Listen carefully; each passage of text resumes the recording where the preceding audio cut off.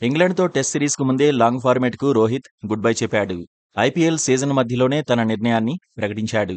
అయితే ఇంగ్లాండ్‌కు రోహిత్ శర్మ వెళ్లకపోవడమే మంచిదైందనుకునేలా మాజీ cricketer Sanjay Manjrekar comments ఉన్నాయి.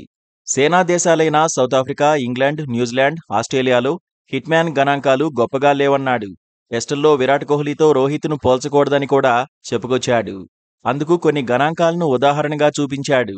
సేనా దేశాల్లో విరాట్ కోహ్లీ 12 సెంచరీలు బాదితే రోహిత్ ఒకే ఒక్క సెంచరీ కొట్టాడన్నాడు. సేనా దేశాల్లో 100కి పైగా ఇన్నింగ్స్ ఆడినప్పటికీ 2021లో ఓవల్లో మాత్రమే హిట్‌మ్యాన్ సెంచరీ సాధించాడన్నాడు. ప్రస్తుతం రోహిత్ యావరేజ్ 40గా ఉందని, ఇంగ్లండ్ టూర్కు వెళ్లి ఉంటే మాత్రం ఆ యావరేజ్ 30కి పడిపోయేదేమో అని అన్నాడు.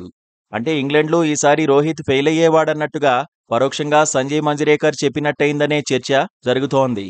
టెస్టుల్లో కోహ్లీ, రోహిత్ను ఒకే బ్రాకెట్లో చూపించకూడదని కూడా మాజీ ప్లేయర్ అన్నాడు. వైట్ బాల్ ఫార్మాట్లో మాత్రం ఇద్దరూ ఒకే లీగ్ ప్లేయర్లన్నాడు. మంజరేకర్ చేసిన కామెంట్స్ ఇప్పుడు సోషల్ మీడియాలో వైరల్గా మారాయి. మాజీ ప్లేయర్ను ఇప్పుడు రోహిత్ అభిమానులు ఆడేసుకుంటున్నారు. కుర్రాళ్లకు దారిచ్చేసేందుకే టెస్టుల నుంచి హిట్ మ్యాన్ తప్పుకున్నాడని చెప్పుకొస్తున్నారు. ఇంగ్లండ్తో సిరీస్ ఆడినా హిట్ అయ్యేవాడంటున్నారు. తనంతట తానుగానే లాంగ్ ఫార్మాట్కు దూరమయ్యాడని పోస్టులు పెడుతున్నారు.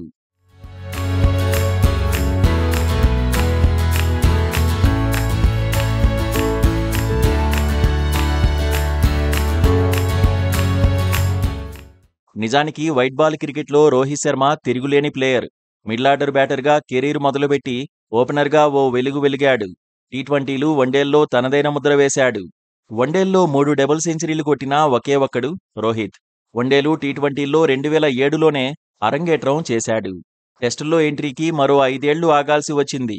టెస్టు జట్టులో ఓ దశలో చోటు నిలబెట్టుకోవడమూ కష్టమైంది. కానీ మిడిల్ ఆర్డర్ నుంచి ఓపెనర్ రోలుకు మారాక వెనుదిరిగి చూడలేదు. టెస్టుల్లో చోటే లేదన్న దశ నుంచి ఆఖరికి ఆ జట్టుకే కెప్టెన్గా ఎదిగాడు.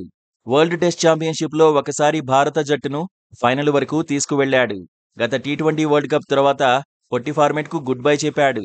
ప్రస్తుతం రోహిత్ వయసు 38 సంవత్సరాలు. టెస్టుల్లో కొనసాగాలనుకుంటే కొత్త వరల్డ్ టెస్ట్ ఛాంపియన్షిప్ సైకిల్ మొత్తం ఆడాల్సి వచ్చేది.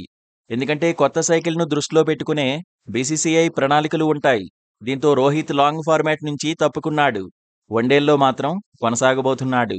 ప్రస్తుతం హిట్‌మ్యాన్ గురి వన్డే ప్రపంచ కప్ పైనే ఉందనే చర్చ జరుగుతోంది.